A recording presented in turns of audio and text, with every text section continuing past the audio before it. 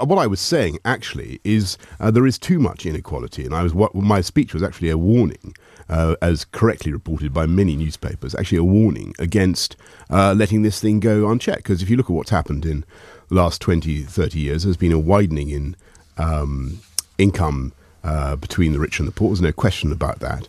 And what hacks me off, Ali, is I think exactly the thing that worries you, is that people with ability have found it very difficult to progress in the last 20 years, and we've got to do something about that. And I also said, I mean, the key thing I said was that inequality was only tolerable in our society if you, number one, you looked after those who are finding it tough to compete, and number two, where people do have talent and ability, you let them get on. And so I went on to explain what you needed to do, Ali. And you're right to talk about education, because that, in my view, is the key thing. Well, Ali, back in a second. Too many of our schools have not really been helping kids to achieve their potential. I have an IQ question for you. Would you ready to take it? It's from an official IQ This test. is not about me. A man builds a house with 4 sides of rectangular construction, each side having a southern exposure.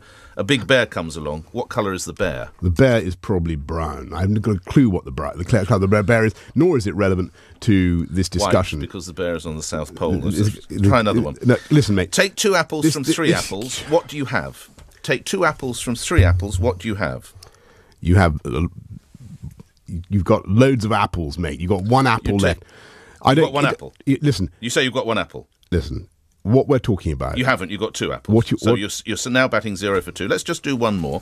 I went to bed at 8 o'clock last night. I think we're rather proving the point that I made. You were the one who brought IQ into the conversation. I went to bed at 8 o'clock in the evening, and I wound up my clock to set the alarm to sound at 9 o'clock in the morning. How many hours sleep would I get before being woken by the alarm? I went to bed at 8 o'clock in the evening. Well, you know, mate, I wound up my clock and set it to 9 o'clock in the morning. How many hours sleep did I get? Well, I slept like a log. I'm delighted.